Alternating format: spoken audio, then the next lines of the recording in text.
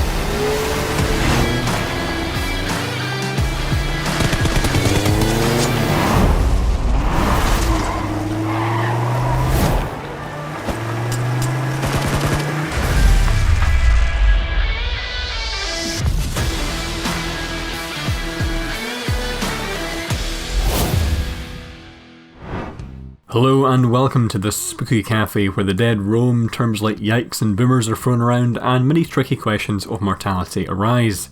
This here is Necrobarista. It's a long-awaited visual novel from developer Route 59. It was released, I believe, last Friday for Apple Arcade. The premise is that there's this cafe in Australia where most of the customers happen to be dead. It's a sort of last stop before heading into the afterlife, so they only have, I believe it's 24 hours to spend there before getting the boot. However, this isn't a dead person only affair because the living can actually also come and go as they please. It's definitely a neat concept, and already there's been a little bit of world building going on that fleshes out some shady background organisations and just exactly how a cafe for dead people exists in the first place. I was first really drawn in by its trailer and super flashy presentation. I'd seen some chat about it online prior to its release. It's seemingly been in development for an awfully long time now, and lots of folks are super excited for it. Characters have an almost anime look to them, and the environments have so far been just super atmospheric. I've enjoyed a fair few visual novels recently, especially If Found, which was basically built around erasing pages of a young woman's diary by just swiping across the screen with your finger.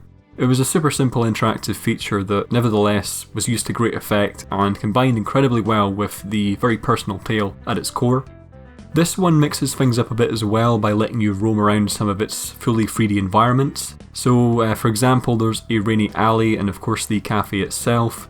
They're all nice to look at and explore, but you're obviously quite limited in what you can do during these sections. It mostly boils down to just having a little walk around the place until you eventually hop back on the main story path. Still, they do help to break up some of the lengthier chats, and I'm definitely interested to see whether they grow in complexity over time.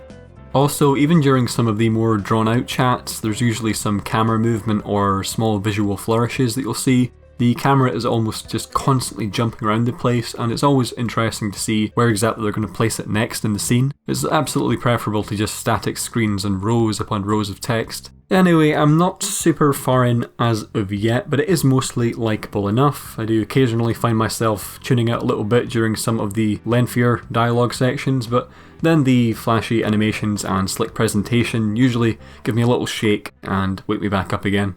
The mobile port is, from what I can tell, very functional. The controls during the 3D sections aren't too much of a pain, though they do feel a tad cumbersome, I'd say. Still, those sections are quite few and far between, and you're never really required to perform any super fancy maneuvers or anything of the like during them. Basically, it's all good. So, with all that being said, this one is called Necrobarista. It's currently available over on Apple Arcade with a PC version set to launch, I believe, later this week on the 22nd. There are also PS4 and Switch ports in the works. And as I say, it's been pretty enjoyable so far, even if it hasn't quite gotten its hooks into me just yet. That said, I have been intrigued by some of its world building, so I probably will stick with it for a bit longer. And so, as always, thanks very much for watching, hope you've enjoyed, and I will see you in the next one. Goodbye!